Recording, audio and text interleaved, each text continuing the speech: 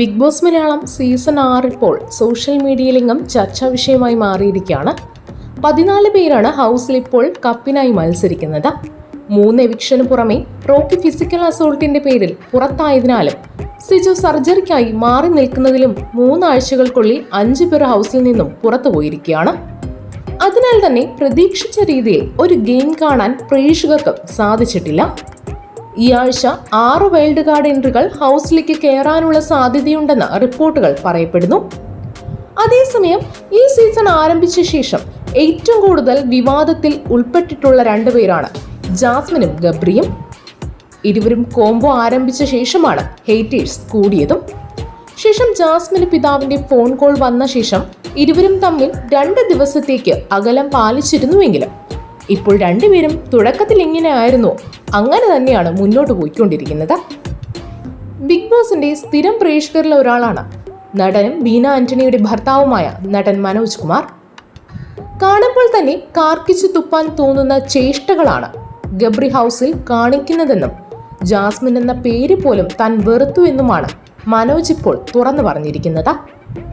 കാണുമ്പോൾ തന്നെ കാർക്കിച്ചു തുപ്പാൻ തോന്നുന്ന ചേഷ്ടകൾ കാണിക്കുന്ന കബ്രി അല്ലെങ്കിൽ കടിബ്രി, അങ്ങനെയാണ് എനിക്ക് അയാളെപ്പറ്റി പറയാൻ തോന്നുന്നത്.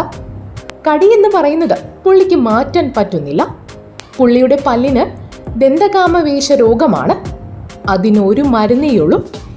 പുള്ളിക്ക് പോത്തുംകാല് മേടിച്ചു കൊടുക്കുക, അത് കടിച്ച് ആ രോഗം മാറട്ടെ. കാരണം എപ്പോഴും ഈ മുല്ലപ്പൂവിന്റെ ചുവട്ടിൽ ഇങ്ങനെ കിടക്കുകയല്ലേ.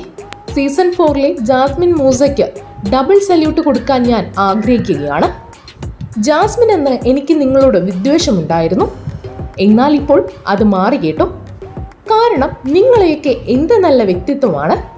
ജാസ്മിനെ മൂസ എന്ന നാമധേയം ഉള്ളതുകൊണ്ട് തന്നെ ഞാൻ നാമത്തെ വെറുക്കുന്നില്ല. വേറെയുള്ള ചില നാമങ്ങളെ വെറുക്കുന്നു, അറയ്ക്കുന്നു ഞാൻ. കാരണം ഒരു ഗെയിം ജയിപ്പിക്കാൻ വേണ്ടി ഇത്രയും വെറുപ്പിക്കുമോ ഒരു മനുഷ്യൻ?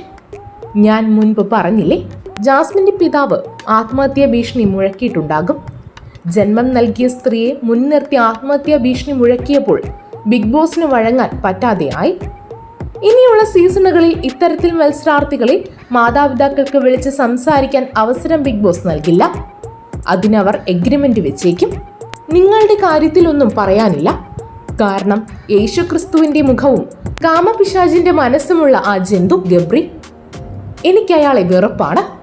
പിന്നെ മുല്ലപ്പൂവിനെയും എനിക്കിഷ്ടമല്ല. ഇനി മുല്ലപ്പൂ ആവശ്യപ്പെടരുതെന്ന് എൻ്റെ ഭാര്യയോട് ഞാൻ പറഞ്ഞിട്ടുണ്ട്. യഥാർത്ഥ മുല്ലപ്പൂവിനെ വരെ വെറുത്തു പോയെന്നേ. മനോജ് കുമാർ ഇപ്പോൾ പറഞ്ഞിരിക്കുന്നത് ഇങ്ങനെയാണ്.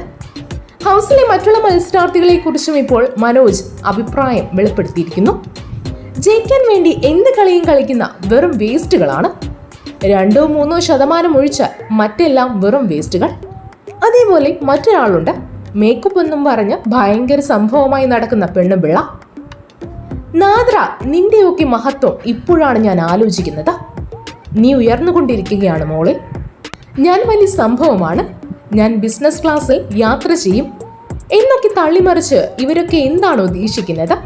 ഹൗസിലെ എല്ലാവരും തുല്യരാണ്. വ്യക്തിത്വമില്ലാത്തവരുടെ അണ്ടർവേസ്റ്റ് സീസൺ ആണ് ഇപ്പോൾ നടക്കുന്നതെന്നാണ് മനോജ് കുമാർ തുറന്നടിച്ചിരിക്കുന്നത്. എന്തായാലും മനോജിന്റെ വാക്കുകൾ സാമൂഹ്യ മാധ്യമങ്ങളിൽ ആരാധകർ ഏറ്റെടുക്കുക തന്നെയാണ്.